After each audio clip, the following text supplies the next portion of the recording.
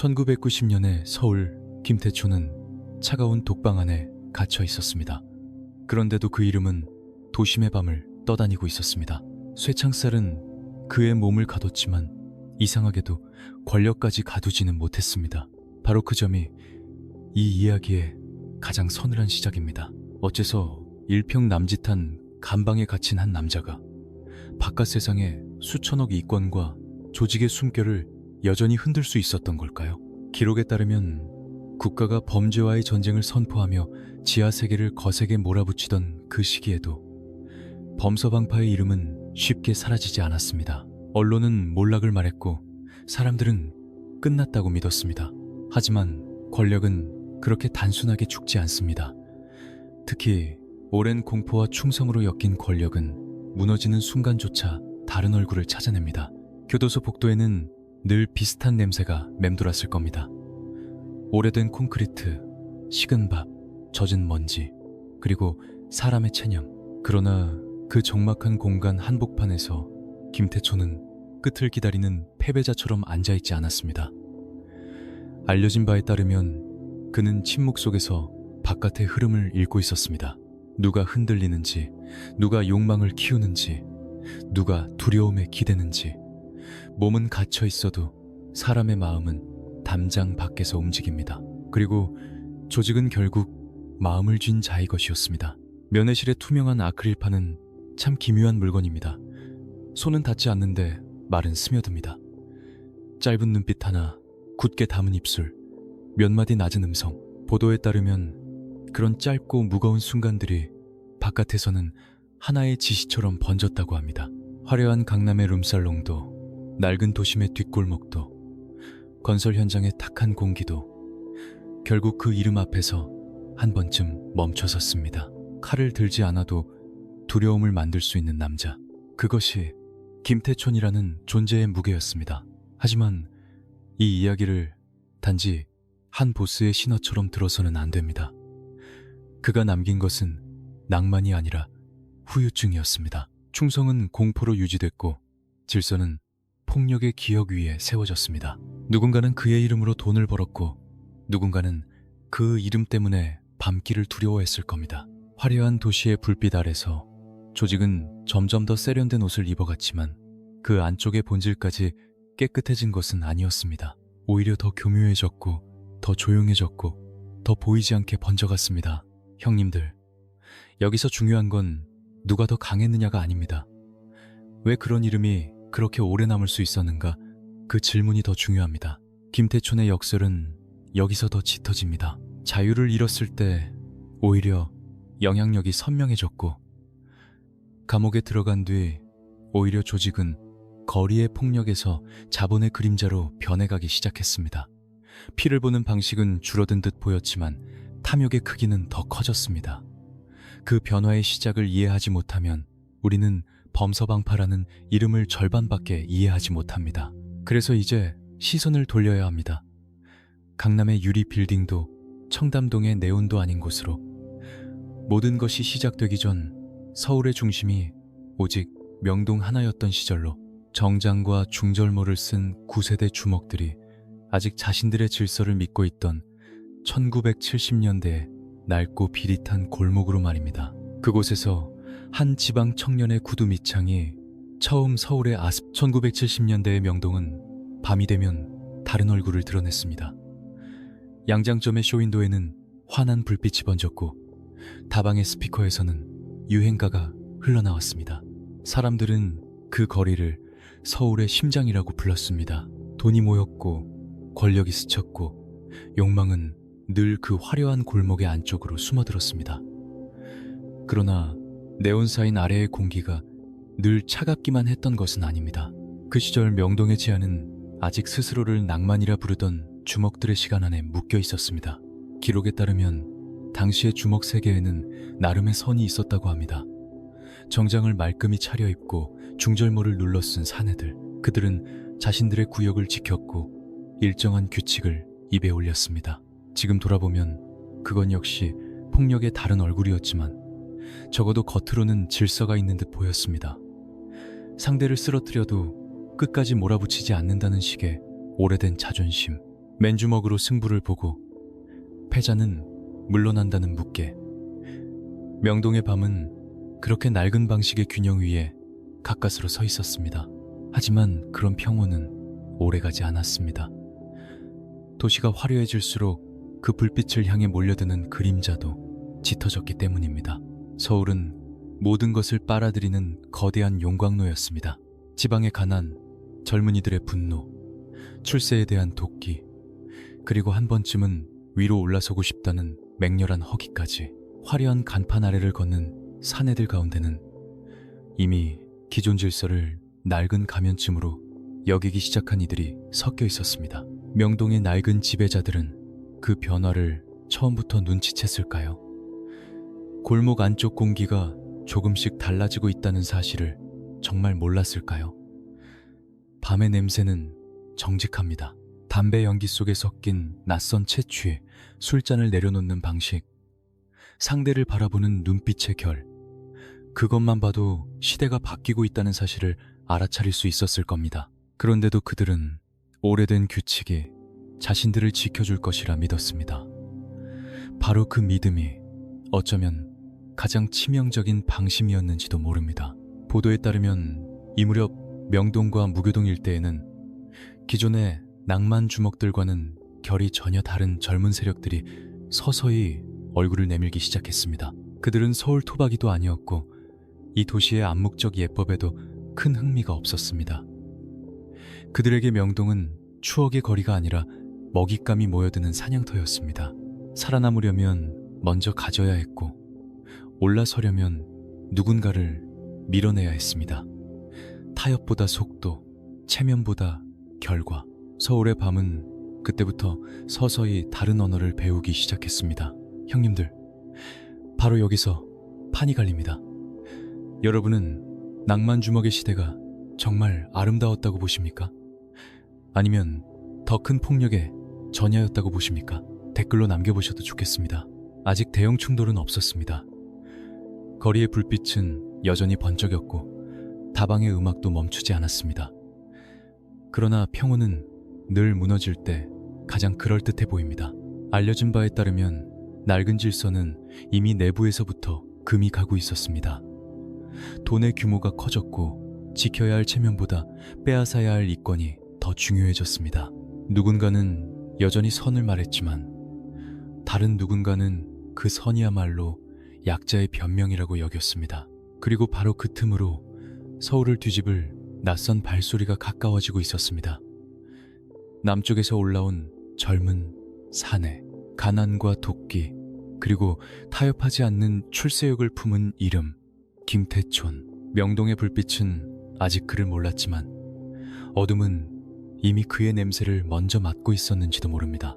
낭만 주먹의 마지막 계절이 저물어가던 그 밤, 서울은 아직 모르고 있었습니다. 자신들의 오래된 누를 산산히 깨뜨릴 한 청년이 1970년대 후반 서울행 기차의 쇳바퀴 소리는 유난히 건조했습니다.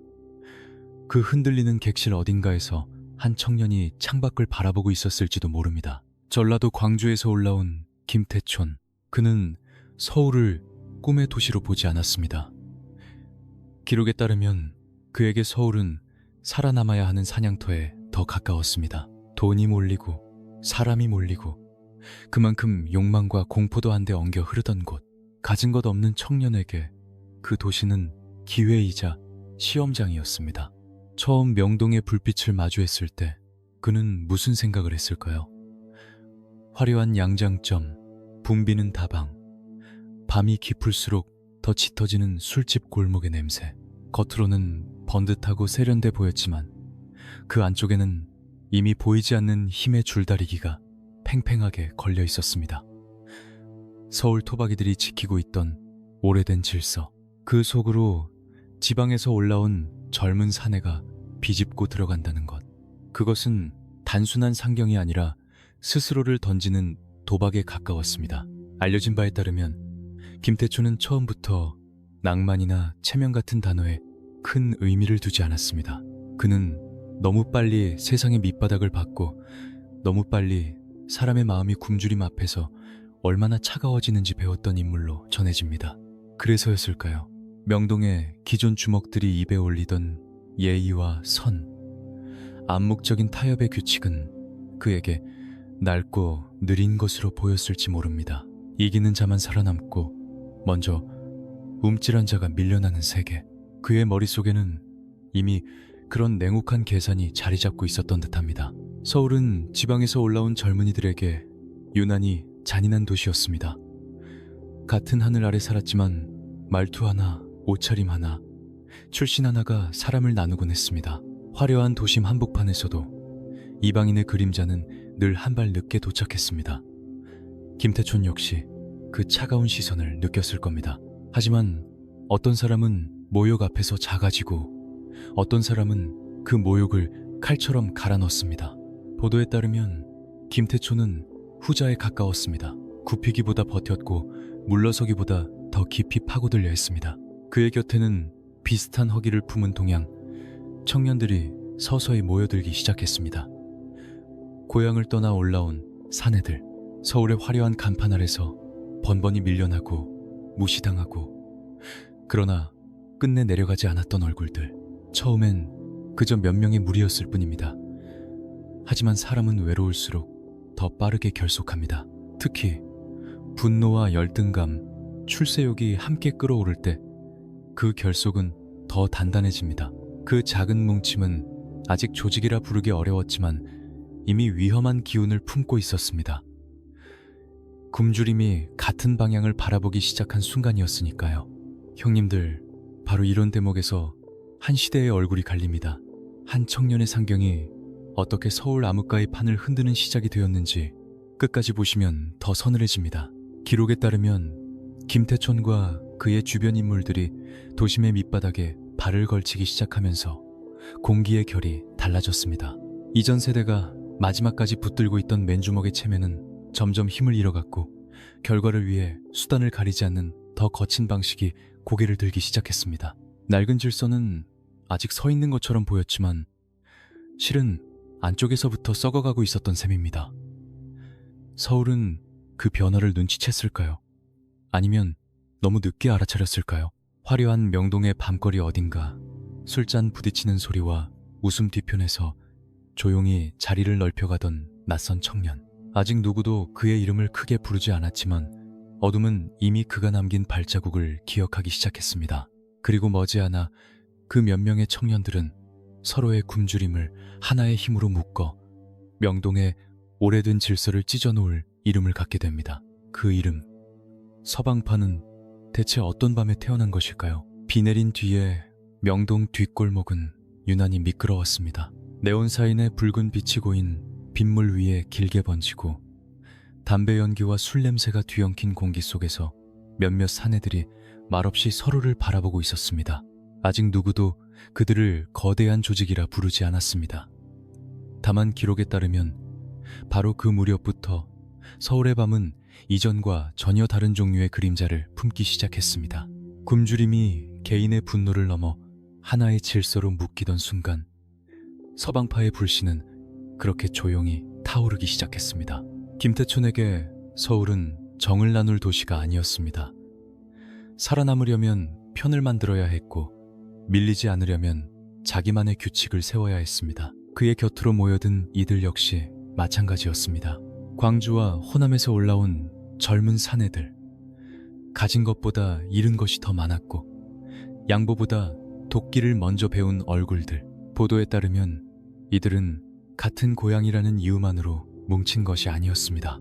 서울이라는 낯선 도시에서 살아남겠다는 절박함, 그리고 더 이상 무시당하지 않겠다는 독한 결심이 그들을 묶었습니다.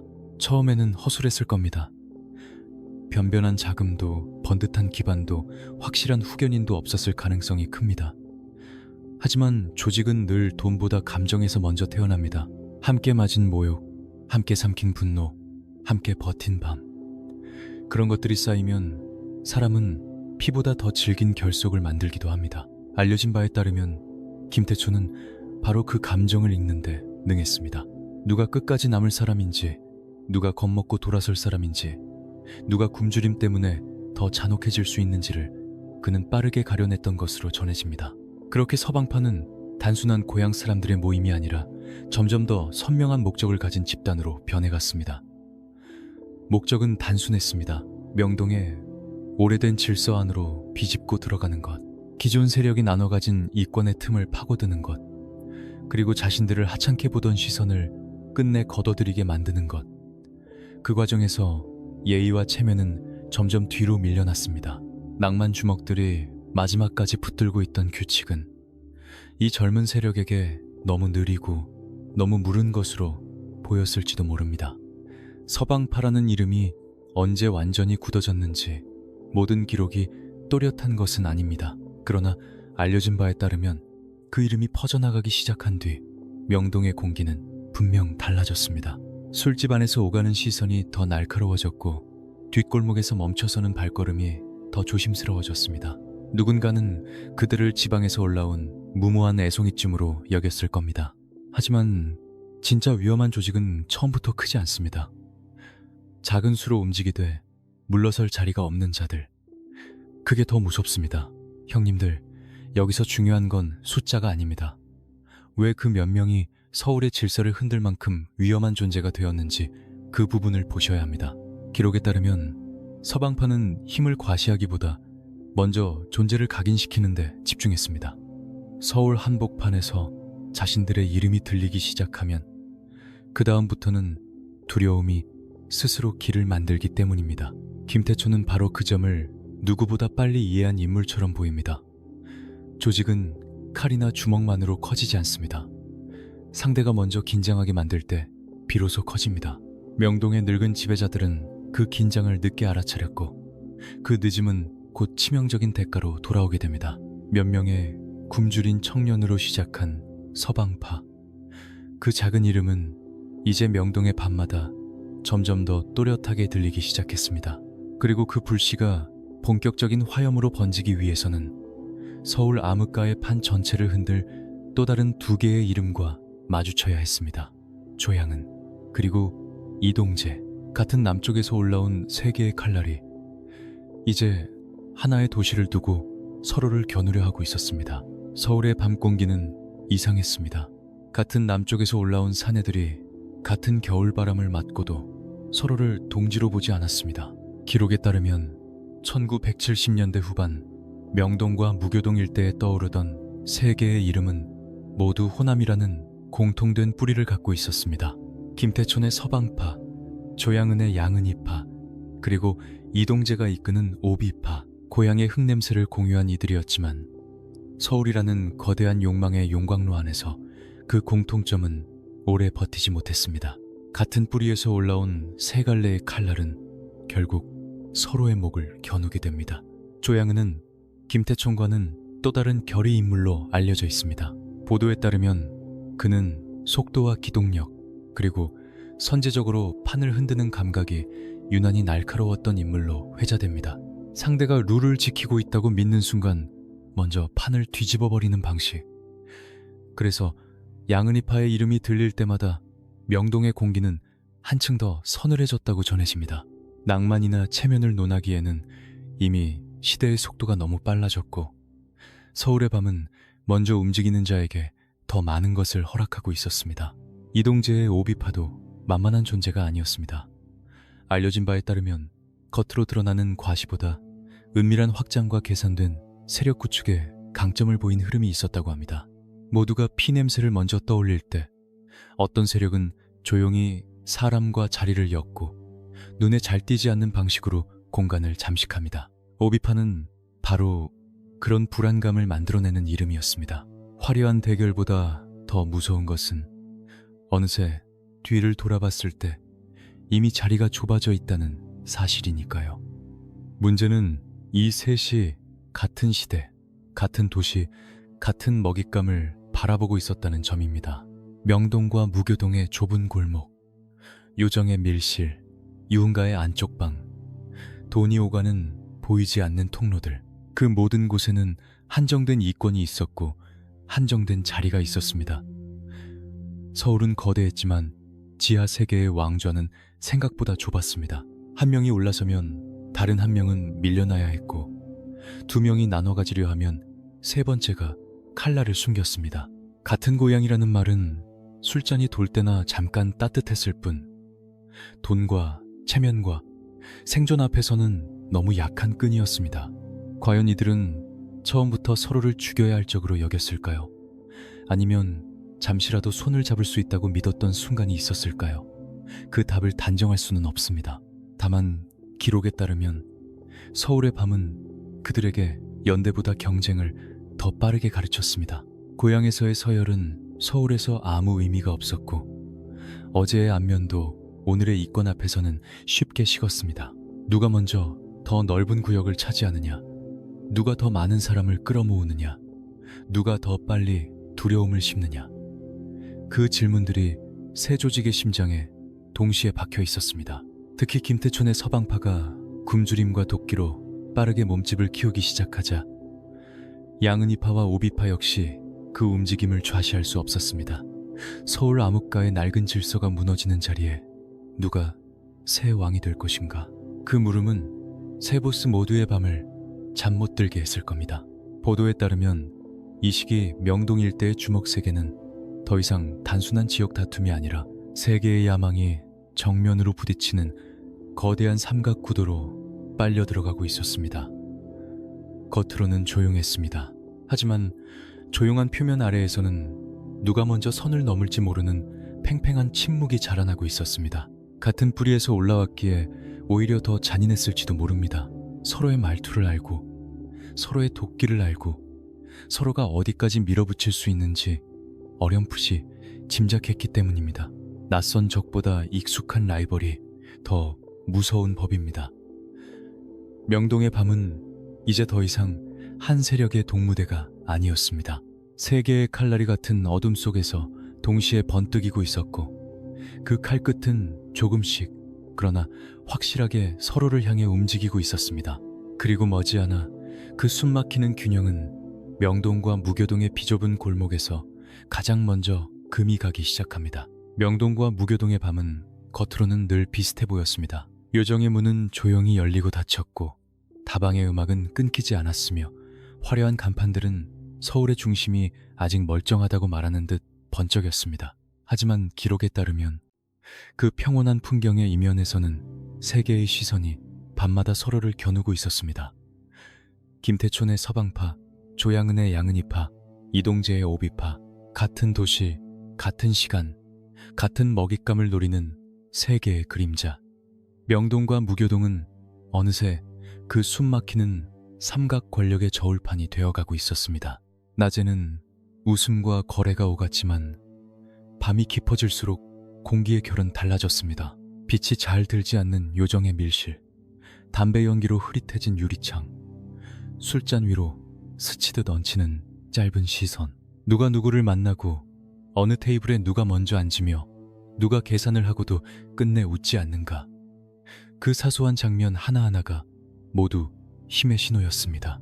보도에 따르면 당시 명동과 무교동 일대의 지하세계는 이미 대놓고 칼을 겨누는 단계가 아니라 서로의 숨을 재고 틈을 엿보는 긴장 속에 묶여 있었다고 합니다. 서방파는 저돌적이었습니다. 굶주림을 오래 버틴 자들 특유의 속도와 도끼가 있었습니다. 양은이파는 더욱 기민했습니다. 조용하다가도 결정적인 순간 먼저 판을 흔들 수 있는 날카로움이 있었습니다. 오비파는 쉽게 속을 드러내지 않았습니다.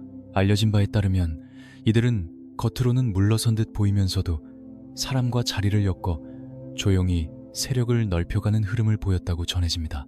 문제는 이 셋이 전혀 다른 방식으로 움직이면서도 결국 같은 왕좌를 바라보고 있었다는 점입니다.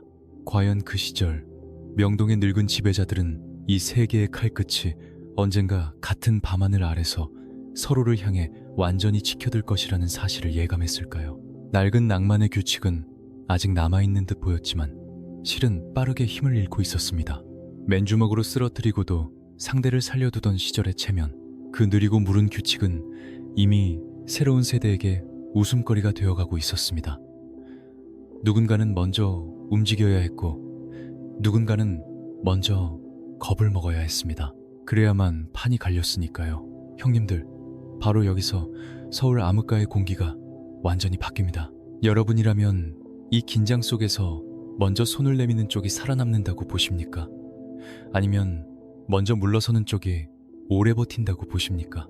기록에 따르면 이 삼각구도는 단순한 구역 다툼이 아니었습니다. 그것은 생존의 문제였고 자존심의 문제였고 더 나아가 앞으로 서울의 룰을 누가 새로 쓸 것인가에 대한 전쟁의 전조였습니다.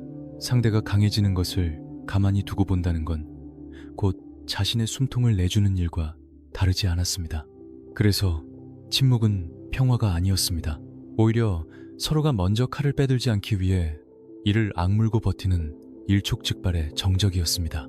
알려진 바에 따르면 밤마다 이어지던 이 팽팽한 균형은 오해 하나, 자존심 하나, 혹은 욕심 하나만으로도 산산이 부서질 수 있는 시한폭탄과 같았습니다. 세 조직 모두 그 사실을 알고 있었을 겁니다. 그런데도 누구 하나 먼저 완전히 물러설 수 없었습니다. 물러서는 순간 끝이라는 것을 이 도시는 너무 빨리 가르쳐 주었으니까요. 서울의 밤은 점점 더 화려해졌지만 그 불빛 아래의 공포는 더욱 서늘해졌습니다. 그리고 마침내 그 균형을 처음으로 깨뜨릴 선명한 파열음이 다가오고 있었습니다. 낭만 주먹의 시대를 완전히 끝내고 서울의 룰을 되돌릴 수 없게 바꿔버릴 사건, 사보이 호텔. 그 이름이 어둠 속에서 조용히 떠오르기 시작한 순간 명동의 밤은 더 이상 예전의 밤이 아니었습니다. 1975년 명동의 밤은 아직도 스스로를 우아하다고 믿고 있었습니다. 호텔 로비의 불빛은 번쩍였고 유리문은 매끈했으며 사람들은 서울의 중심이 여전히 오래된 질서 위에 서 있다고 여겼습니다. 하지만 기록에 따르면 바로 그의 사보이 호텔에서 벌어진 한 차례의 기습은 그 믿음을 단숨에 무너뜨렸습니다. 누군가는 그것을 단순한 충돌이라고 불렀을지 모릅니다. 그러나 서울의 밑바닥은 알고 있었습니다. 그날 이후 이 도시는 더 이상 예전의 방식으로 움직이지 않게 되었다는 사실을 말입니다. 사보이라는 이름이 던진 충격은 장소의 화려함 때문만이 아니었습니다. 보도에 따르면 조양은을 중심으로 한 양은이파의 선제적인 움직임은 지하세계 전체를 향한 선언처럼 받아들여졌습니다. 이제 더는 맨주먹으로 서열을 가늠하고 패자를 살려두며 묵시적인 선을 지키는 시대가 아니라는 것. 먼저 흔들고 먼저 겁을 주고 먼저 상대의 숨을 막히게 만드는 자가 판을 가져간다는 냉혹한 규칙이 그날 서울 한복판에 선명히 각인된 셈입니다. 명동의 늙은 지배자들은 그 장면을 어떤 얼굴로 바라보았을까요? 오랫동안 자신들이 지켜왔다고 믿었던 룰이 화려한 도심의 중심부에서 너무도 손쉽게 깨져나가는 광경. 어쩌면 그들은 그제야 깨달았을지도 모릅니다. 낭만이라 부르던 모든 것이 사실은 오래 버티지 못할 낡은 가면이었음을. 알려진 바에 따르면 사보이 이후 명동과 무교동 일대의 공기는 눈에 띄게 달라졌다고 합니다.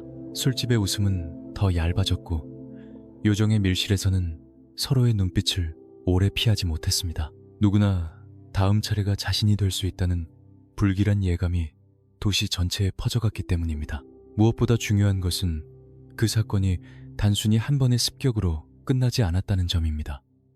그것은 서울 암흑가의 룰 자체를 뒤집은 상징이었습니다.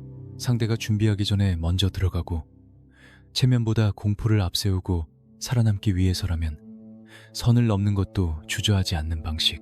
기록에 따르면 사보이 이후 서울의 지하세계에서는 타협보다 선제, 자존심보다 생존, 명분보다 결과가 더 큰 힘을 갖기 시작했습니다. 그 변화는 조용했지만 치명적이었습니다. 겉으로는 여전히 네온이 반짝였지만 그 불빛 아래의 질서는 이미 다른 얼굴을 하고 있었습니다. 그렇다면 김태초는 어땠을까요? 자신의 영토를 노리는 새로운 파열음을 그는 결코 가볍게 넘길 수 없었습니다. 서울의 판이 뒤집힌다는 것은 단지 자존심의 문제가 아니었습니다. 밀리면 끝이었고 한번 주도권을 내주면 다시는 같은 자리로 돌아올 수 없었습니다.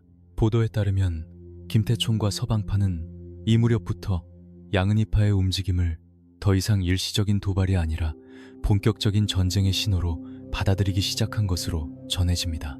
조용한 방 안에서 술잔이 놓이는 소리조차 무겁게 들렸을 겁니다. 누가 먼저 다음 수를 둘 것인가? 누가 먼저 상대의 숨통을 움켜쥘 것인가? 서울의 밤은 이제 그 질문만을 남겨둔 채 더욱 차갑게 가라앉고 있었습니다. 사보이 이후 낭만은 완전히 힘을 잃었습니다. 명동의 오래된 룰은 더 이상 사람을 지켜주지 못했고 양보는 약함으로 읽히기 시작했습니다. 그리고 그 무너진 질서의 한복판에서 결코 같은 하늘 아래 공존할 수 없었던 두 이름이 점점 더 또렷하게 서로를 향해 떠오르고 있었습니다. 김태촌 그리고 조양은 서울의 밤이 마침내 피할 수 없는 두 짐승의 전쟁을 준비하고 있었던 것입니다. 비가 내리는 도심의 밤, 아스팔트 위에는 붉은 네온의 잔상이 길게 늘어져 있었습니다. 그 빛은 마치 아직 흘러내리지 않은 피의 예고처럼 차갑고 끈적했습니다. 기록에 따르면 사보이 이후 서울의 지하세계는 더 이상 김태촌과 조양은을 따로 생각할 수 없는 국면으로 접어들었습니다. 서방파의 김태촌, 양은이파의 조양은 같은 남쪽의 흙먼지를 밟고 올라왔지만 서울이라는 욕망의 용광로 안에서 그들은 끝내 서로의 그림자조차 용납할 수 없는 존재가 되어가고 있었습니다. 처음부터 두 사람이 반드시 이렇게 마주설 운명이었을까요? 어쩌면 누군가는 같은 고향의 정서를 말했을지도 모릅니다. 하지만 서울의 밤은 그런 온기를 오래 허락하지 않았습니다. 명동과 무교동의 좁은 뒷골목, 요정의 밀실, 유흥가에 보이지 않는 돈줄, 그 자리는 한정돼 있었고 그 자리를 차지하는 방식은 점점 더 잔혹해지고 있었습니다. 보도에 따르면 두 사람의 충돌은 단순한 감정 싸움이 아니라 누가 서울 암흑가의 새 질서를 쓰느냐를 두고 벌어진 생존의 문제였습니다. 김태초는 밀리는 쪽이 아니었습니다. 굶주림과 도끼로 버텨온 사람은 쉽게 뒷걸음치지 않습니다. 조양은 역시 먼저 판을 흔들 줄 아는 인물로 알려져 있었습니다. 상대가 머뭇거릴 때 치고 들어가야 살아남는다는 감각, 그 날카로운 속도는 이미 사보이에서 한번 서울의 공기를 갈라놓았습니다. 문제는 두 사람 모두가 물러섬을 패배로 받아들였다는 점입니다. 같은 밤하늘 아래 두 개의 자존심은 너무 크게 자라 있었습니다. 누가 먼저 고개를 숙이겠습니까? 누가 먼저 이권을 내어주겠습니까? 서울은 그 질문 앞에서 점점 더 숨을 죽였습니다. 알려진 바에 따르면 이 시기 도심 곳곳에서는 눈에 보이는 충돌보다 보이지 않는 압박이 더 무겁게 쌓여갔습니다. 누가 어느 자리에 사람을 심었는지, 어느 골목에서 어떤 시선이 오갔는지, 누구의 뒤에 누가 섰는지, 작은 마찰 하나도 곧장 보복과 경계로 이어졌습니다. 낭만 주먹의 시대라면 술잔으로 덮었을 일도 이제는 끝내 칼끝 같은 긴장으로 남았습니다. 먼저 찌르지 않으면 내가 베인다는 공포, 그 공포가 두 조직의 심장을 동시에 조여오고 있었습니다. 형님들, 바로 이 대목이 서울 암흑가의 숨통을 바꿔놓습니다. 여러분은 이 전쟁이 자존심 때문이었다고 보십니까? 아니면 결국 돈과 생존의 문제였다고 보십니까? 도시는 여전히 화려했습니다. 하지만 그 화려함은 오히려 두 라이벌의 저기를 더 선명하게 비추는 조명이었습니다. 김태초는 자신의 영토가 조금씩 흔들리는 것을 결코 방관할 수 없었고, 조양은은 이미 뒤집힌 판을 끝까지 밀어붙이지 않고서는 멈출 수 없는 흐름에 올라타 있었습니다. 기록에 따르면 그들의 대립은 단순히 두목둘의 싸움이 아니라 그 밑에 매달린 수많은 조직원과 이권, 그리고 도심 전체의 공포를 함께 끌고 가는 거대한 체스판이었습니다. 한 수가 잘못 놓이면 다음에는 사람이 아니라 시대가 무너질 수도 있는 판이었습니다. 그리고 결국 서울의 밤은 더 이상 그 팽팽한 긴장을 견디지 못하게 됩니다. 침묵은 길었지만 영원하지 않았고, 균형은 정교했지만 완전하지 않았습니다. 두 짐승이 서로의 숨결을 느낄 만큼 가까워진 순간, 이 전쟁은 이미 시작된 것이나 다름없었습니다. 다만 아직 세상은 모르고 있었습니다. 그 숙명의 충돌 끝에서 두 사람 중 누가 먼저 국가의 차가운 철창과 마주하게 될지를 말입니다. 1980년의 공기는 칼날처럼 서늘했습니다. 거리에는 군화 발소리가 울렸고 새로운 권력은 사회의 어두운 구석을 모조리 도려내겠다는 듯 매서운 얼굴로 도시를 내려다보고 있었습니다. 기록에 따르면 이 거대한 시대의 변화 앞에서 서울의 밤을 뒤흔들던 이름들 역시 더 이상 예전처럼 자유로울 수 없었습니다. 그리고 그 소용돌이 한가운데서 김태초는 마침내 국가의 철창과 정면으로 마주하게 됩니다. 한때 명동과 무교동의 공기를 바꾸고 수많은 시선의 방향을 흔들던 남자. 그러나 아무리 거칠게 성장한 권력이라 해도 국가라는 더 거대한 힘 앞에서는 결국 숨을 고르게 됩니다. 보도에 따르면 당시의 강압적인 사회 분위기 속에서 수많은 어둠의 인물들이 줄줄이 끌려가거나 세상 밖으로 자취를 감추기 시작했습니다. 김태촌 역시 그 흐름을 피하지 못했습니다. 도심의 뒷골목에서 시작된 그의 상승은 그렇게 차가운 철문 앞에서 한번 꺾이는 듯 보였습니다. 과연 그 순간 그는 패배를 느꼈을까요? 아니면 잠시 숨을 고르는 시간이라고 여겼을까요? 이 남자를 단순한 거리의 주먹으로만 보면 그 장면은 추락으로 보입니다. 하지만 김태촌이라는 이름의 더 기묘한 본질은 바로 여기서 드러납니다. 알려진 바에 따르면 그는 철창 안으로 들어가는 순간조차 바깥의 흐름이 어디로 향하는지 놓치지 않았던 인물로 회자됩니다. 어떤 사람은 갇히면 끝이 나지만 어떤 사람은 갇힌 뒤에야 더 차갑게 세상을 읽기 시작합니다. 교도소의 공기는 밖과 전혀 다릅니다. 낮과 밤의 구분도 흐려지고 시간은 느리게 썩어갑니다. 일평남짓한 공간에 앉아있으면 세상은 멀어지고 사람은 대개 자신이 작아졌다고 느끼게 됩니다. 그러나 기록에 따르면 김태초는 그 좁고 서늘한 공간을 단순한 수감의 장소로만 받아들이지 않았던 듯합니다. 몸이 멈추면 머리는 더 깊이 움직입니다. 밖에서 함께 달리던 이들이 누구인지, 누가 흔들리고 누가 욕심을 키우는지, 누가 끝내 복종할지를 그는 오히려 더 냉정하게 가늠했을지도 모릅니다. 세상은 늘 이런 장면을 단순하게 해석합니다. 보스가 잡히면 조직도 함께 무너질 것이라고. 실제로 많은 사람들은 그렇게 믿었을 겁니다. 철창은 분명 모욕이었고 추락이었고 국가가 내민 차가운 손이었습니다. 하지만 권력의 진짜 얼굴은 언제나 눈에 보이는 자리보다 사람들의 마음속에서 더 오래 남습니다. 보도에 따르면 김태촌의 이름은 그가 갇힌 뒤에도 쉽게 힘을 잃지 않았습니다.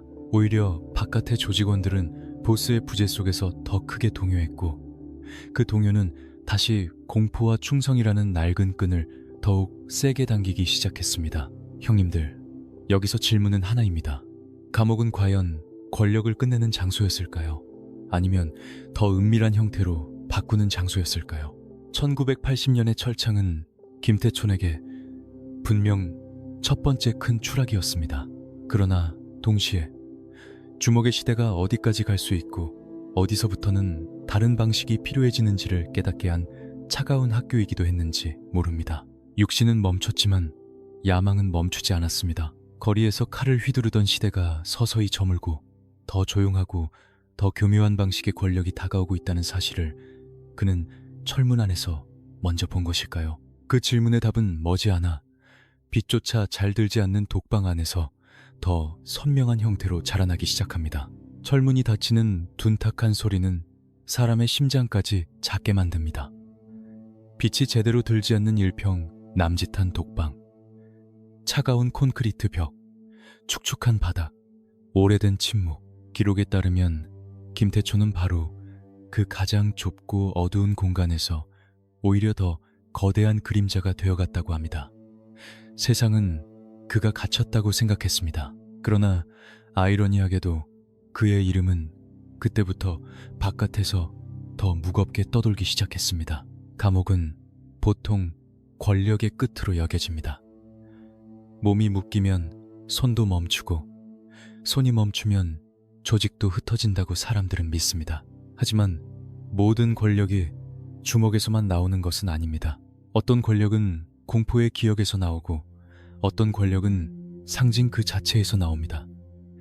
알려진 바에 따르면 김태초는 바로 그 상징이었습니다. 그의 얼굴이 보이지 않아도 그의 목소리가 직접 들리지 않아도 바깥의 조직원들은 여전히 그 이름 앞에서 숨을 골랐습니다. 배신하면 끝이라는 공포, 끝까지 충성하면 살아남을 수 있다는 기대. 그 두 가지가 독방 바깥의 사내들을 묶고 있었습니다. 면회실의 투명한 아크릴판은 참 기묘합니다. 손은 닿지 않는데 명령은 건너갑니다. 짧은 눈빛 하나, 말끝에 높낮이 하나, 침묵의 길이 하나. 보도에 따르면 교도관의 시선을 피해오가는 아주 짧은 접견과 은밀한 전언은 때로 바깥 세상의 거대한 흐름을 바꾸는 신호가 되었다고 전해집니다. 누가 어느 자리를 지킬지, 누가 물러설지, 누구를 믿고 누구를 경계할지. 독방 안의 보스는 직접 거리를 걷지 않았지만 거리의 사람들은 여전히 그의 보이지 않는 손을 의식하고 있었습니다. 더 기묘한 것은 그의 부재가 조직을 약하게만 만들지 않았다는 점입니다. 기록에 따르면 김태촌이 철창 안에 있던 시기 조직은 오히려 더 점조직화되고 더 조심스러워졌습니다. 바깥의 간부들은 더 조용해졌고 행동대원들은 더 예민해졌습니다. 보스가 보이지 않을수록 모두가 더 많이 상상했습니다. 그가 무엇을 알고 있는지, 어디까지 보고 있는지, 누가 이미 그의 눈 밖에 났는지. 물리적인 주목보다 더 무서운 것은 보이지 않는 감시와 침묵 속의 판단이었습니다. 그는 감옥에서 시간을 허비한 것만은 아니었던 듯합니다. 알려진 바에 따르면 김태초는 거리의 난폭한 충돌만으로는 오래 버틸 수 없다는 사실을 서서히 꿰뚫어보게 됩니다. 주먹의 시대는 언젠가 국가의 철퇴 앞에서 부서집니다. 그렇다면 살아남는 조직은 무엇을 붙잡아야 하는가? 돈, 이권, 사람, 그리고 합법처럼 보이는 외피. 독방의 차가운 밤이 길어질수록 그의 머릿속에서는 거리의 폭력을 더 큰 구조로 바꾸려는 그림이 조금씩 선명해졌는지도 모릅니다.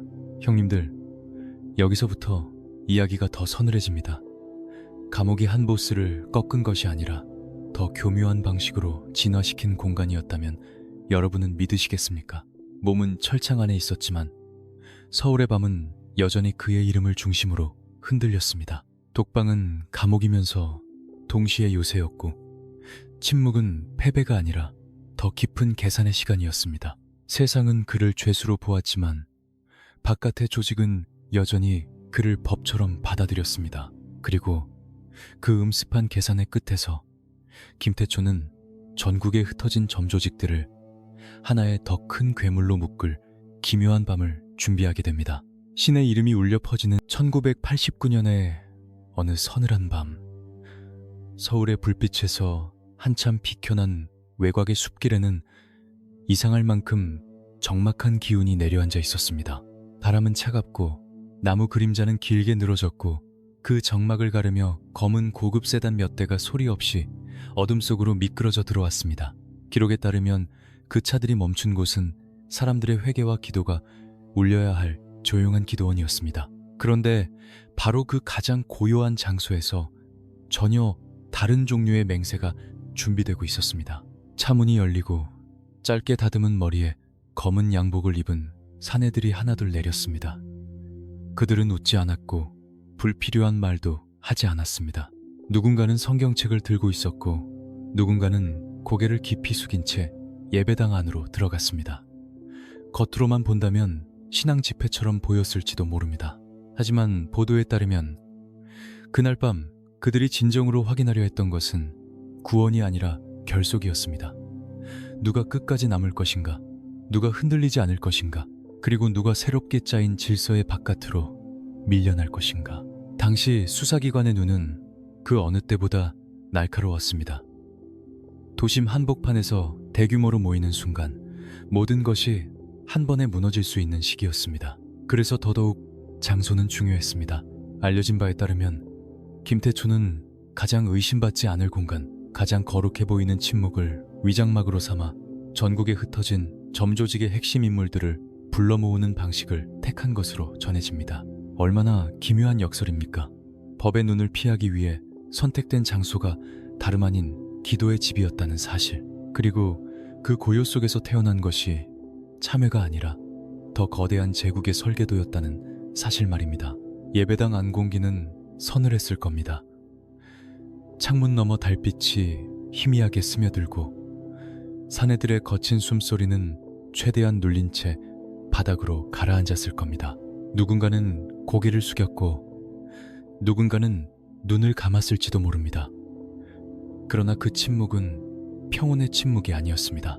기록에 따르면 그 자리에 모인 이들은 이미 서로의 과거와 성향, 충성의 무게를 알고 있었습니다. 피로 맺어진 관계, 배신하면 끝이라는 공포, 그리고 더 큰 돈과 더 큰 힘을 향한 맹렬한 욕망, 그 모든 것이 찬송가보다 더 낮고 무겁게 그 공간을 누르고 있었던 셈입니다. 그날의 모임이 상징적인 이유는 단순히 사람이 많았기 때문이 아닙니다. 흩어져 있던 세력이 비로소 하나의 이름 아래 묶였다는 데 있습니다. 알려진 바에 따르면 바로 이 기묘한 밤을 전후해 범서방파라는 거대한 전국구 조직의 윤곽이 선명해지기 시작했습니다. 거리의 주먹들이 더는 각자의 골목만 지키는 무리가 아니라 하나의 질서와 하나의 상징 아래 움직이는 괴물로 바뀌어가고 있었던 것입니다. 그것은 단순한 확대가 아니었습니다. 폭력이 조직으로, 조직이 체계로, 체계가 제국으로 넘어가는 순간이었습니다. 형님들, 바로 여기서 이야기가 더 섬뜩해집니다. 어둠은 늘 시끄럽게 태어나는 것이 아니라 가장 고요한 곳에서 가장 먼저 뿌리를 내리기도 합니다. 그날 밤 예배당 밖 숲길은 끝까지 조용했을 것입니다. 차들은 왔을 때처럼 소리 없이 빠져나갔고 기도원은 다시 아무 일도 없었던 장소처럼 정막을 되찾았을지도 모릅니다. 하지만 세상은 아직 몰랐습니다. 그 침묵의 밤이 훗날 대한민국 전역의 밤거리를 흔들 거대한 이름의 출발점이 되었다는 사실을, 그리고 더 치명적인 문제는 그렇게 완성된 범서방파의 기만적인 부활이 오히려 국가의 가장 무자비한 철퇴를 깨우는 신호가 되고 있었다는 점이었습니다. 1990년 10월 서울의 가을바람은 유난히 차갑고 건조했습니다. 텔레비전 화면엔 굳은 표정의 담화가 반복해서 흘러나왔고 도심의 공기는 단숨에 얼어붙었습니다. 범죄와의 전쟁. 기록에 따르면 그 선언은 단순한 단속이 아니라 국가가 지하세계 전체에 내린 공개적인 괴멸령에 가까웠습니다. 수십 년 동안 밤의 질서를 쥐고 흔들던 이름들, 그 중에서도 범서방파는 마침내 가장 거대한 사냥꾼의 조준선 한가운데 놓이게 됩니다. 그 순간까지도 많은 조직은 자신들이 완전히 무너지지는 않을 것이라 믿었을지 모릅니다. 돈이 있었고 사람이 있었고 오랜 공포가 있었기 때문입니다. 그러나 국가는 다른 언어를 쓰고 있었습니다. 보도에 따르면 검찰과 경찰은 유흥가, 밀실, 안가, 도심의 은밀한 사무실까지 동시다발적으로 압박하며 조직의 숨통을 조이기 시작했습니다. 밤거리를 지배하던 사내들은 갑자기 쫓기는 발걸음을 감춰야 했고 한때 자신들의 것이라 믿었던 골목은 더 이상 안전한 은신처가 아니게 되었습니다. 사이렌 소리는 이상합니다. 멀리서 들릴 때는 경고 같고 가까워지면 이미 늦었다는 판결처럼 들립니다. 그 무렵 서울의 밤은 바로 그런 소리로 가득 찼을 것입니다. 기록에 따르면 전날까지도 당당히 술잔을 기울이던 이들이 다음 날에는 고개를 숙인 채 수갑을 차고 끌려가는 일이 낯설지 않게 벌어졌습니다.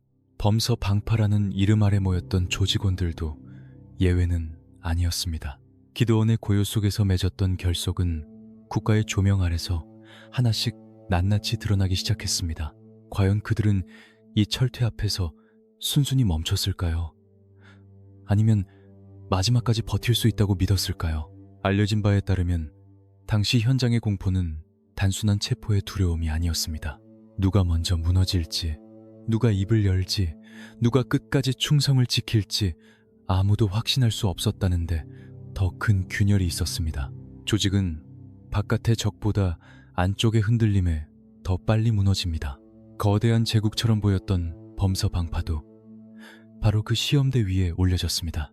하지만 이 이야기를 단순한 승패의 장면으로만 보면 놓치는 것이 있습니다. 국가의 괴멸령이 날아든 그 순간 범서방파는 분명 큰 상처를 입었습니다. 많은 이름이 사라졌고 많은 구역이 흔들렸고 많은 돈줄이 끊겼습니다.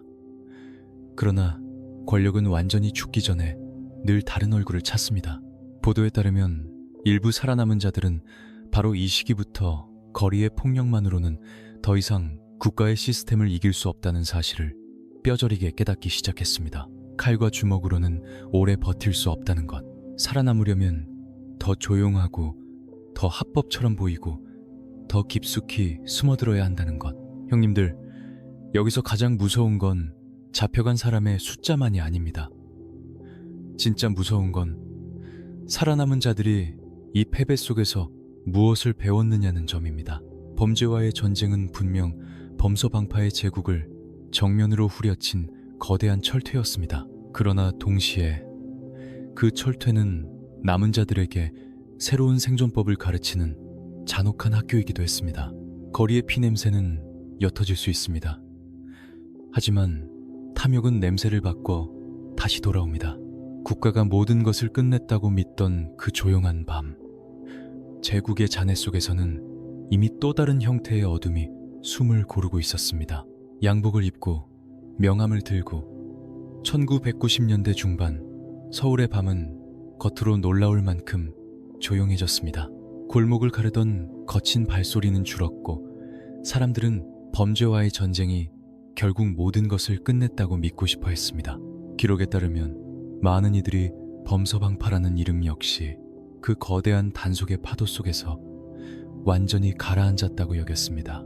하지만 어둠은 정면으로 부서질 때보다 조용히 형태를 바꿀 때 더 오래 살아남습니다. 그 무렵 살아남은 잔존 세력은 더 이상 낡은 방식으로 거리를 지배하려 하지 않았습니다. 그들은 폭력의 겉모습을 벗기고 자본의 얼굴을 빌려 다시 도시 안으로 스며들기 시작했습니다. 한때 뒷골목을 누비던 사내들의 손에는 이제 흉기 대신 서류 가방이 들려 있었습니다. 거친 셔츠 대신 고급 맞춤 양복이 몸을 감쌌고 술집 뒤편의 밀실 대신 이사회실과 사무실이 새로운 무대가 되어갔습니다. 보도에 따르면 조직이 은닉해 두었던 자금과 인맥은 유흥업소를 넘어 건설, 철거, 부동산, 엔터테인먼트 같은 합법의 경계 안으로 조금씩 스며들었습니다. 어제의 행동대원은 오늘의 사장으로, 어제의 브로커는 오늘의 투자자로 불렸습니다. 명함 위의 직함은 번듯해졌지만 그 이름표가 과거의 그림자까지 지워준 것은 아니었습니다. 과연 양복을 입었다고 사람이 완전히 달라질 수 있었을까요? 고급 승용차를 타고 방음이 잘 된 회의실에서 계약서를 넘긴다고 해서 그들이 믿던 질서까지 깨끗해졌을까요? 알려진 바에 따르면 겉으로는 합법적인 사업처럼 보이던 자리에서도 여전히 과거의 공포와 침묵이 작동하고 있었다고 전해집니다. 계약이 뜻대로 흘러가지 않으면 공기는 갑자기 차가워졌고 웃음 뒤의 눈빛은 오래전 뒷골목의 그것과 크게 다르지 않았습니다. 칼이 보이지 않을 뿐 압박은 여전히 살아있었습니다. 피냄새가 옅어졌을 뿐 탐욕은 오히려 더 세련된 옷을 입고 커져가고 있었던 셈입니다. 이 변화가 더 무서운 이유는 바로 보이지 않기 때문이었습니다. 거리의 난투극은 사람들의 눈에 띄지만 합법이라는 간판 뒤에서 움직이는 폭력은 훨씬 늦게 드러납니다. 기록에 따르면 이 시기 범서방파의 생존 방식은 단순한 도피가 아니라 변신에 가까웠습니다. 조직은 더 촘촘한 점 조직으로 흩어졌고 서로를 직접 드러내지 않은 채 필요할 때만 연결되는 방식으로 바뀌어 갔습니다. 겉으로는 각기 다른 회사, 각기 다른 업종, 각기 다른 대표들. 그러나 그 바닥에는 여전히 보이지 않는 줄이 이어져 있었습니다. 서울의 화려한 빌딩 숲 아래 과거의 폭력이 자본의 지하수처럼 흐르고 있었던 것입니다. 형님들, 여기서 진짜 소름 끼치는 건 주먹이 사라진 게 아니라는 점입니다. 더 안 보이게, 더 세련되게, 더 합법적으로 바뀌었다는 게 핵심입니다. 국가는 승리했다고 믿었고 시민들은 평온이 돌아왔다고 생각했습니다. 하지만 그 평온은 어쩌면 표면만의 것이었는지도 모릅니다. 알려진 바에 따르면 살아남은 자들은 주먹보다 돈이 더 멀리 가고 공포보다 계약서가 더 오래 남는다는 사실을 너무도 빨리 배웠습니다. 그리고 그렇게 태어난 양복의 폭력은 낡은 명동의 골목이 아니라 더 크고 더 화려한 사냥터를 향해 시선을 돌리기 시작합니다. 한강 이남 새로 부와 욕망이 폭발하던 그 땅, 강남. 범서방파의 그림자는 이제 서울의 가장 비싼 불빛 아래로 천천히 이동하고 있었습니다. 2000년대에 문이 열리자 서울의 무게중심은 눈에 띄게 남쪽으로 기울고 있었습니다. 한강을 건넌 불빛은 더 차갑고 더 비쌌습니다. 테헤란로의 유리 빌딩들은 밤이 되어도 불을 끄지 않았고, 대리석 로비를 드나드는 구두 소리는 과거 명동 뒷골목의 발자국과는 전혀 다른 리듬으로 도시를 울렸습니다. 기록에 따르면 살아남은 범서방파의 잔존 세력은 누구보다 먼저 그 변화를 읽었습니다. 돈의 냄새가 옮겨간 곳, 욕망의 심장이 새로 뛰기 시작한 곳, 그곳이 바로 강남이었습니다. 명동과 무교동이 칼과 체면의 무대였다면 강남은 숫자와 계약의 전쟁터였습니다. 룸살롱의 문이 열리면 웃음과 음악이 흘러나왔고, 그 뒤편의 조용한 방에서는 수십억, 수백억이 오가는 이야기가 오갔습니다. 건설 현장의 철근 냄새, 부동산 개발 계획서의 잉크 냄새, 기업 인수합병을 둘러싼 서늘한 계산. 보도에 따르면 범서방파의 그림자는 바로 그 틈으로 스며들었습니다.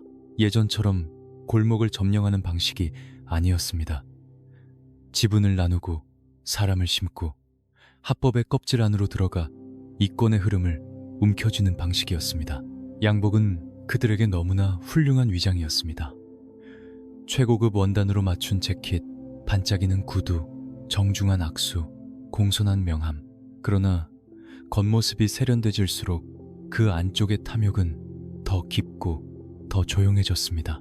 알려진 바에 따르면 이 시기 조직의 핵심 인물들은 스스로를 더 이상 행동대원이나 주먹으로 부르지 않았습니다.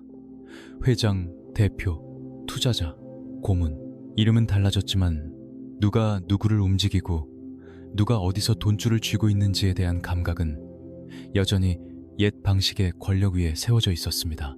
칼날은 보이지 않았지만 계약서 한 장이 사람의 숨통을 조이는 시대가 열린 것입니다. 과연 그들은 강남에서 정말 새로운 사람이 되었을까요? 아니면 오래된 폭력의 얼굴에 값비싼 가면만 씌운 것이었을까요? 기록에 따르면 화려한 룸살롱의 방음벽 뒤와 번듯한 사무실에 닫힌 문 안에서는 여전히 낡은 공포가 살아있었습니다. 말이 통하지 않으면 공기가 먼저 차가워졌고, 웃음이 솟는 순간 상대는 자신이 어디에 앉아 있는지 깨닫게 되었습니다. 피를 보이지 않는다고 해서 폭력이 사라진 것은 아니었습니다. 오히려 눈에 띄지 않게 바뀌었기에 더 오래 버텼고 더 많은 돈을 끌어당길 수 있었습니다.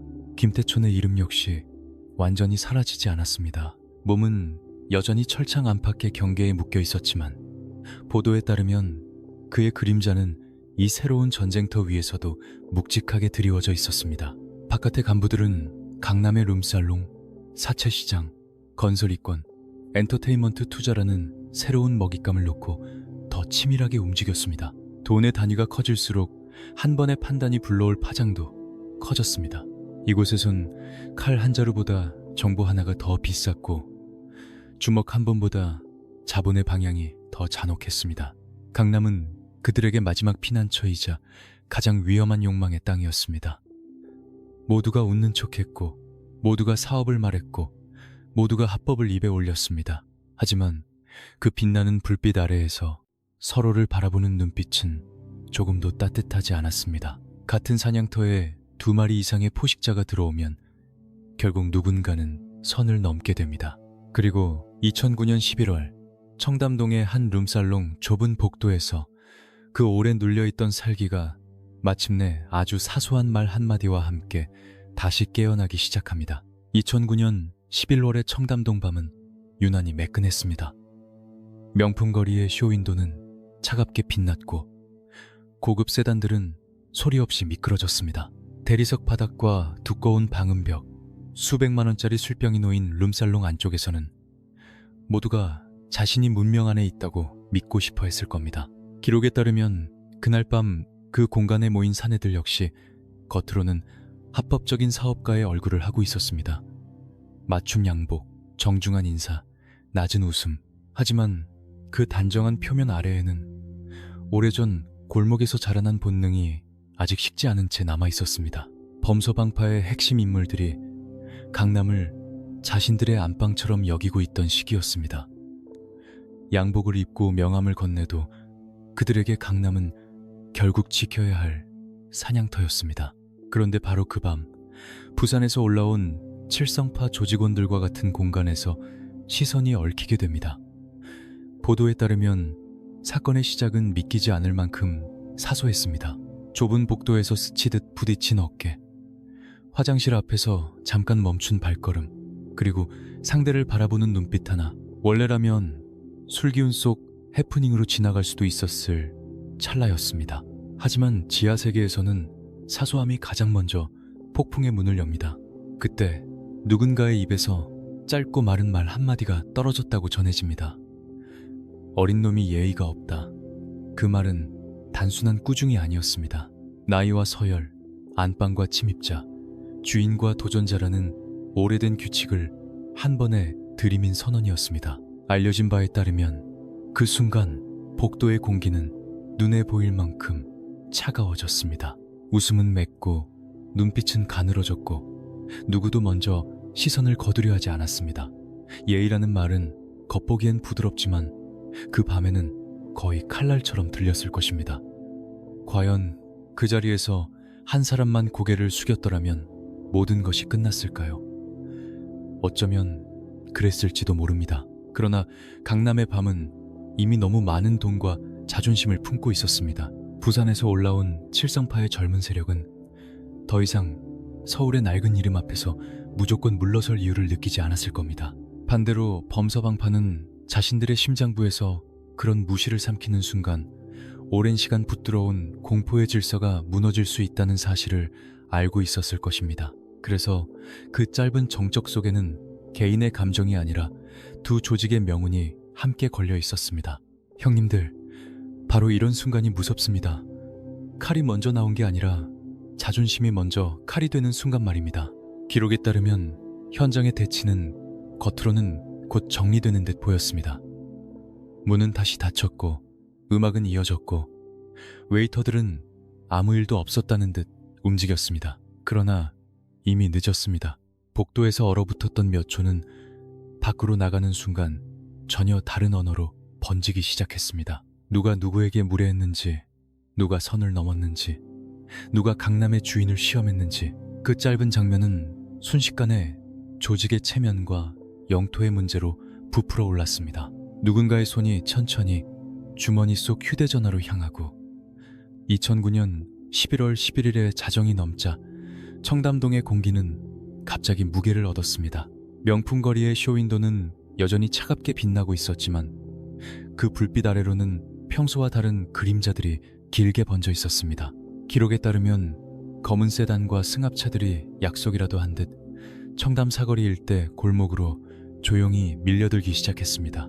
차문이 열릴 때마다 건장한 사내들이 하나둘 내려섰고 늦가을의 매서운 바람 속에서 그들의 입김만 희미하게 떠올랐습니다. 범서방파 쪽 인원은 150여 명, 칠성파 쪽은 80여 명 안팎으로 알려진 바 있습니다. 숫자만으로도 이미 정상적인 밤은 아니었습니다. 그들은 외곽의 패창고나 어두운 산길을 택하지 않았습니다. 바로 서울의 가장 화려한 도심 한복판 청담동을 전쟁터로 선택했습니다. 왜였을까요? 보도에 따르면 그 밤의 집결은 단순한 충돌 준비가 아니라 누가 강남의 진짜 주인인지 보여주려는 과시의 성격을 띠고 있었습니다. 숨어서 치고 빠지는 싸움이 아니라 서울의 심장부에서 서로의 체면과 위세를 정면으로 확인하는 잔혹한 극장이었던 셈입니다. 그들에게 청담동은 돈이 모이는 거리이면서 동시에 이름값을 증명해야 하는 무대였습니다. 도로 하나를 사이에 두고 멈춰선 사내들, 가로등 불빛 아래 드러난 손에는 야구방망이와 쇠파이프 같은 둔기들이 들려 있었다고 전해집니다. 그러나 더 무서운 것은 손에 쥔 물건이 아니라 입을 다문 채 서로를 바라보는 시선이었습니다. 알려진 바에 따르면 양측 지휘부는 근처 차량 안에서 창문을 미세하게 내린 채 상대의 움직임을 읽고 있었습니다. 단 한 사람이 먼저 달려들면 그 순간 강남의 밤은 되돌릴 수 없는 혼란으로 무너질 수 있었습니다. 하지만 누구도 먼저 선을 넘지 않았습니다. 그 침묵은 비겁함이 아니라 계산이었습니다. 형님들, 진짜 무서운 싸움은 소리부터 큰 싸움이 아닙니다. 모두가 당장 덤빌 수 있는데도 끝까지 서로의 숨만 조이는 침묵이 더 잔인합니다. 기록에 따르면 그날 청담동의 대치는 일촉즉발이면서도 기묘하게 정지된 시간 같았습니다. 양복을 입고 이사회실을 드나들던 자들이 다시 짐승의 얼굴을 드러냈지만 동시에 누구보다 잘 알고 있었습니다.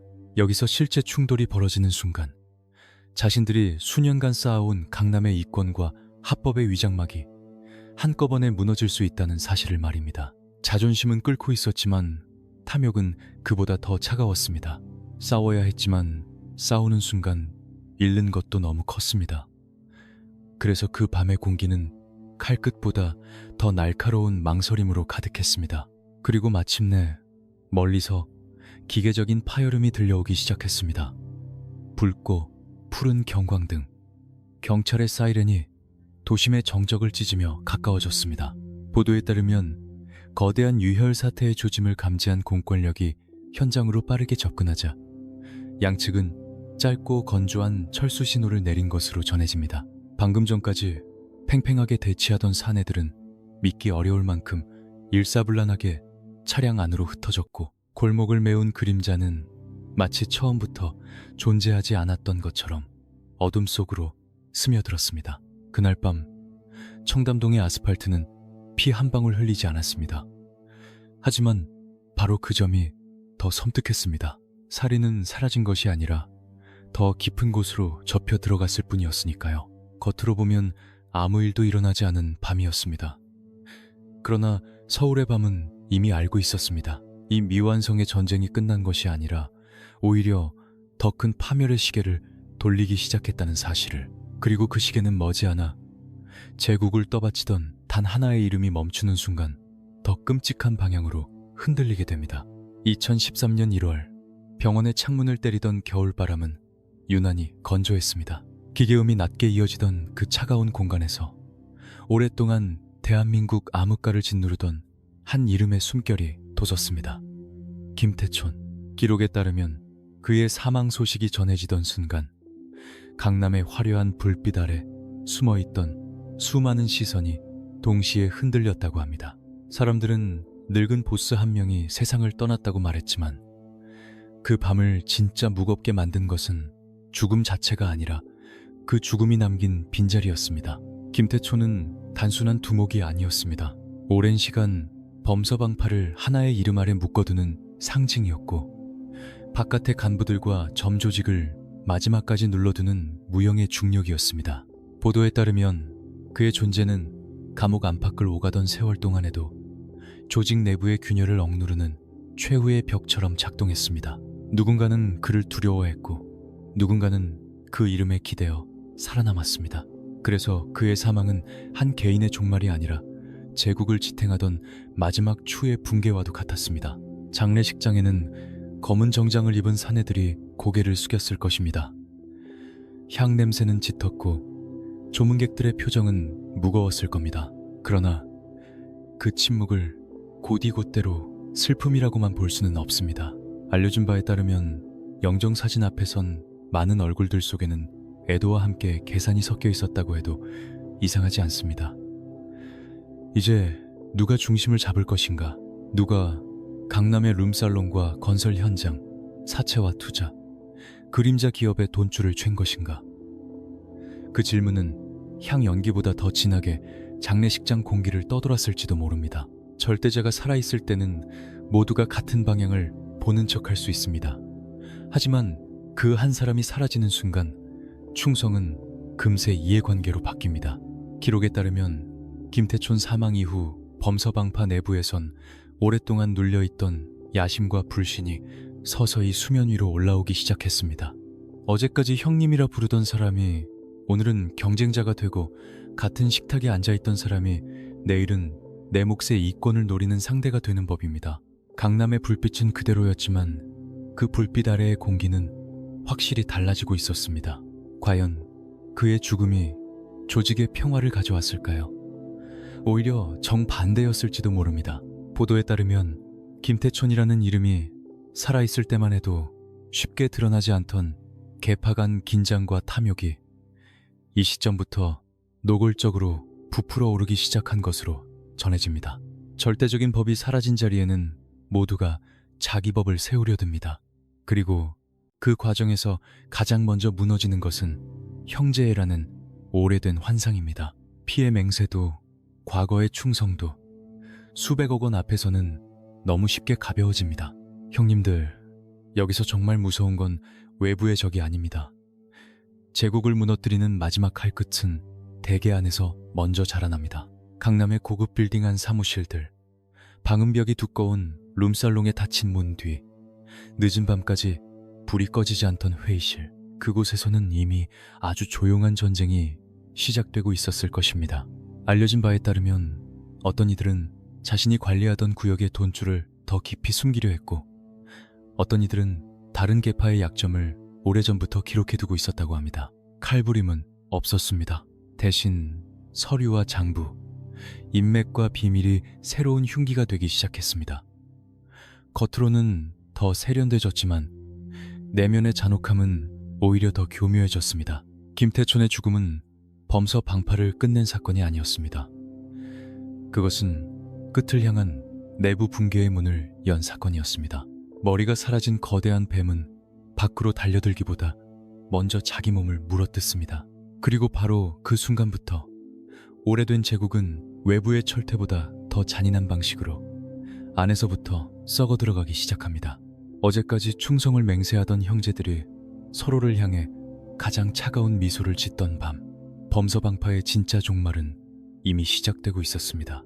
장례식장의 향냄새가 채 가시기도 전에 강남의 밤 공기는 이상할 만큼 건조해졌습니다. 불빛은 여전히 화려했고 고급 세단은 아무 일 없다는 듯 청담동과 역삼동의 골목을 미끄러졌습니다. 그러나 기록에 따르면 김태촌의 부재 이후 범서방파 내부에서는 보이지 않는 금이 빠르게 번지고 있었습니다.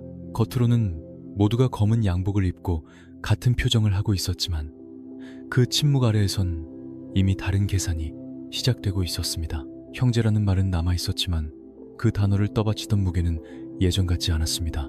수십 년 동안 이 조직을 붙들어온 것은 단순한 돈만이 아니었습니다. 두려움, 서열, 상징, 그리고 끝까지 어기지 말아야 할 선이 있었습니다.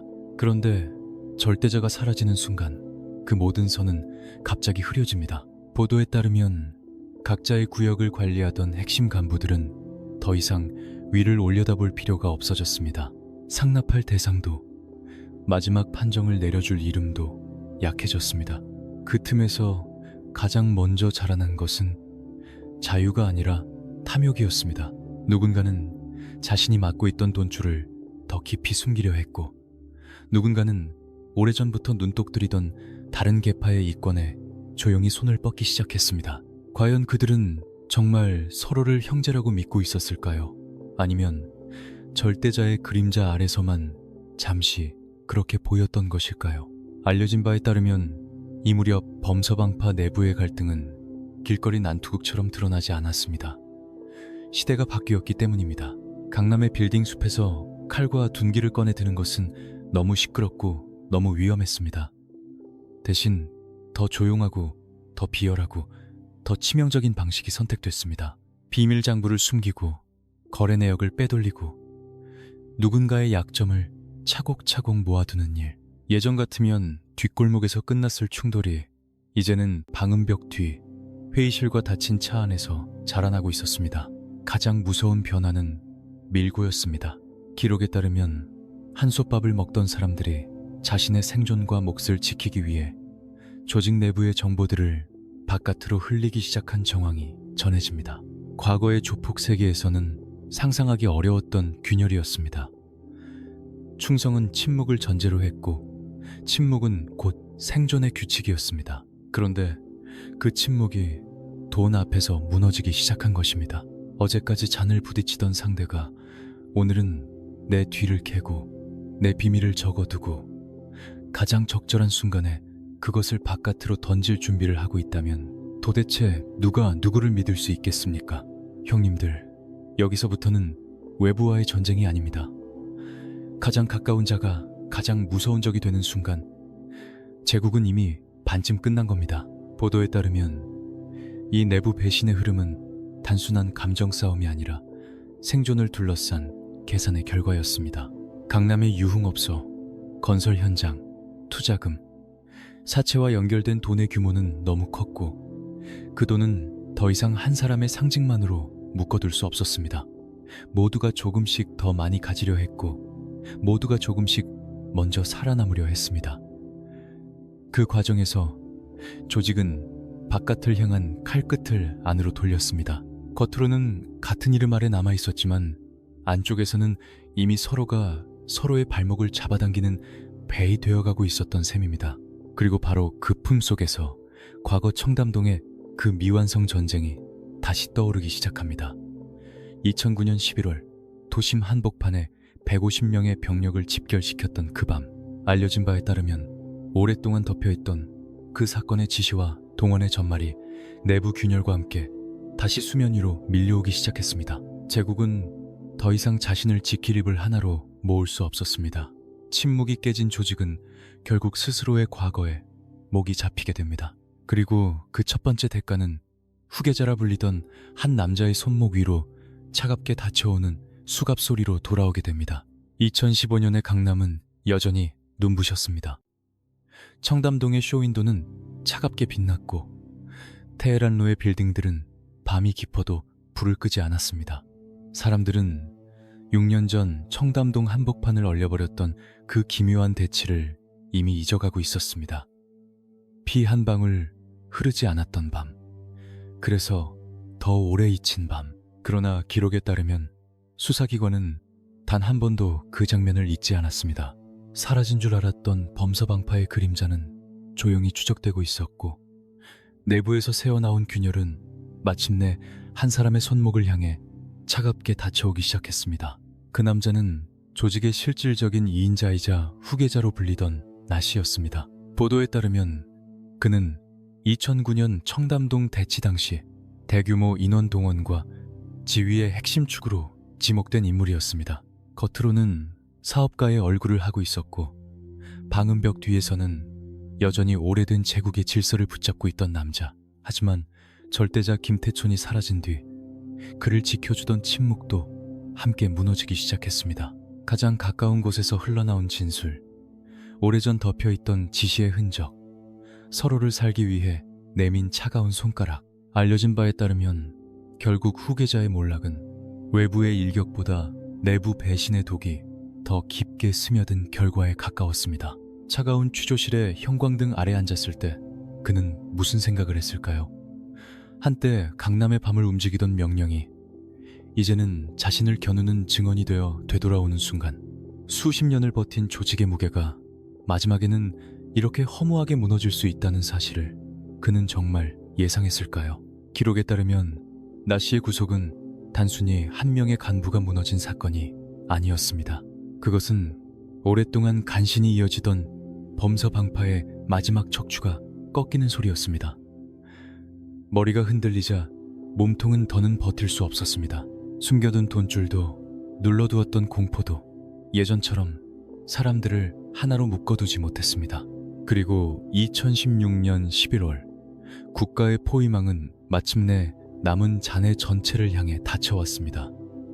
새벽의 차가운 공기 속에서 형사들은 더 이상 뒷골목을 찾지 않았습니다. 대신 도심 한복판의 오피스텔, 안가, 사업장, 닫힌 사무실, 문을 동시에 열어젖혔습니다. 보도에 따르면 그 작전으로 검거된 범서방파 조직원은 무려 81명에 달했습니다. 2009년 청담동 대치에 나섰던 행동대원들부터 뒤에서 자금과 이권을 만지던 핵심 인물들까지 한꺼번에 드러난 것입니다. 양복을 입고 대표와 회장이라는 직함을 달았던 사내들은 결국 차가운 수갑 앞에서 같은 표정을 짓게 됐습니다. 형님들, 여기까지 오면 알 수 있습니다. 제국을 무너뜨린 건 단지 경찰의 힘만이 아니었습니다. 안에서부터 썩어버린 탐욕과 배신이 먼저 무너뜨린 겁니다. 경찰서 앞마당으로 이어지던 호송차의 행렬은 묘하게도 장송곡처럼 보였을지도 모릅니다. 한때 서울의 밤을 호령하던 이름이 이제는 숫자로 정리되어 세상 앞에 놓이는 순간이었으니까요. 알려진 바에 따르면 이는 1990년 범죄와의 전쟁 이후 폭력 조직을 상대로 한 단일 대규모 검거 가운데서도 손꼽힐 만큼 상징적인 장면으로 받아들여졌습니다. 범서방파는 더 이상 하나의 질서로 움직이지 못했고 살아남은 극소수 잔당들조차 서로를 믿지 못한 채 흩어질 수밖에 없었습니다. 수십 년 동안 피와 공포와 자본으로 이어붙인 제국은 그렇게 허무할 만큼 차갑게 끝을 맞았습니다. 그러나 정말 끝난 걸까요? 이름은 무너졌고 사람들은 잡혀갔고 강남의 불빛은 아무 일 없었다는 듯 다시 반짝입니다. 하지만 어둠은 언제나 이름 하나가 사라졌다고 완전히 끝나지 않습니다. 범서방파의 종막 뒤에 남은 것은 폐허만이었을까요? 아니면 더 보이지 않는 질문이었을까요? 그 답은 아직 강남의 가장 화려한 불빛 아래 조용히 남아 있습니다. 남부의 밤은 여전히 화려합니다. 강남의 빌딩 숲은 차가운 유리벽에 네온을 튕겨내고 사람들은 아무 일도 없었다는 듯 횡단보도를 건넙니다. 청담동의 쇼윈도는 여전히 눈부시고 늦은 밤의 대리석 로비에는 값비싼 구두 소리만 또각또각 울려 퍼집니다. 기록에 따르면 한때 이 불빛 아래 가장 짙고 무거운 그림자를 드리웠던 범서방파라는 이름은 81개의 수갑 소리 이후 사실상 돌이킬 수 없을 만큼 파편화되었습니다. 오래전 명동의 낡은 골목에서 태어나 강남의 가장 비싼 밤으로 옮겨간 그 거대한 제국은 결국 스스로의 탐욕과 배신 그리고 국가의 집요한 추적 앞에서 무너져 내린 것입니다. 하지만 정말 끝난 것일까요? 사람들은 늘 이름이 사라지면 시대도 함께 끝난다고 믿고 싶어 합니다. 김태초는 죽었고 후계자는 무너졌고 간부들은 차가운 독방과 재판정으로 흩어졌습니다. 보도에 따르면 과거 범서방파를 지탱하던 조직적 구심력은 더 이상 예전처럼 작동하지 못한다고 알려져 있습니다. 한때 강남의 돈줄을 움켜쥐던 손들은 느슨해졌고 서로를 형제라 부르던 입술은 결국 서로를 의심하는데 더 익숙해졌습니다. 피와 폭력 위에 세운 제국은 마지막 순간 가장 비참한 방식으로 자기 자신을 갉아먹고 쓰러졌습니다. 그러나 어둠은 원래 그렇게 단순하지 않습니다. 알려진 바에 따르면 주먹과 연장이 거리를 지배하던 노골적인 시대는 확실히 저물었습니다. 사람들의 눈을 노골적으로 위협하던 방식은 오래 버티지 못했습니다. 하지만 욕망은 사라지지 않습니다. 돈이 모이는 곳에는 언제나 그림자가 생기고 그림자는 시대에 맞는 옷을 갈아입습니다. 어제는 낡은 골목의 거친 셔츠였고 어느 날은 최고급 맞춤 양복이었으며 또 어떤 날에는 번듯한 명함과 조용한 투자라는 얼굴로 나타났습니다. 이름이 바뀌고 방식이 바뀐다고 해서 인간의 탐욕까지 함께 사라지는 것은 아닙니다. 범서방파의 이야기가 남긴 것은 단순한 공포가 아닙니다. 그것은 하나의 경고입니다. 힘은 결코 영원하지 않다는 것, 공포로 묶인 충성은 결국 더 큰 돈 앞에서 무너진다는 것, 그리고 폭력이 자본의 가면을 쓸수록 더 오래, 더 깊게 사회의 틈새로 스며들 수 있다는 사실입니다. 기록에 따르면 이 제국의 흥망은 한국 암흑가가 어떻게 거리의 난폭함에서 기업형 그림자로 변해갔는지를 보여주는 상징적인 궤적이기도 합니다. 그래서 이 이야기는 끝난 조직의 부고장이면서 동시에 우리가 무엇을 경계해야 하는지 묻는 차가운 질문이기도 합니다. 형님들, 여기까지 함께 오셨다면 한 번쯤 생각해 보셔야 합니다. 진짜 사라진 것은 이름일까요? 아니면 우리가 쉽게 알아보던 폭력의 얼굴일까요? 1970년대 명동의 비릿한 뒷골목에서 시작된 한 청년의 굶주림, 감옥 안에서 더 커진 기묘한 권력, 기도원의 침묵 속에서 태어난 전국구 조직, 범죄와의 전쟁, 강남의 자본, 청담동의 미완성 대치, 그리고 장례식장 향냄새 뒤에 시작된 내부 배신. 그 모든 장면은 결국 하나의 결말로 모였습니다. 폭력은 결코 스스로를 구원하지 못한다는 것. 피와 공포로 쌓은 질서는 언젠가 더 차갑고 더 계산적인 방식으로 자신을 무너뜨린다는 것. 이제 강남의 밤거리를 걸으며 범서방파라는 이름을 직접 떠올리는 사람은 많지 않을지도 모릅니다. 하지만 비 내린 뒤 텅 빈 아스팔트 위로 번지는 네온의 잔상, 방음벽 뒤에서 조용히 오가는 돈의 냄새, 웃음 뒤에 숨어있는 긴장 같은 것들은 여전히 우리에게 묻고 있습니다. 그 화려한 불빛 아래 정말 평화만 남았느냐고. 어쩌면 이 긴 이야기가 끝난 자리에서 남는 것은 한 조직의 멸망보다도 더 서늘한 사실일지 모릅니다. 어둠은 늘 끝난 척하고 사람들은 늘 안심하고 싶어하며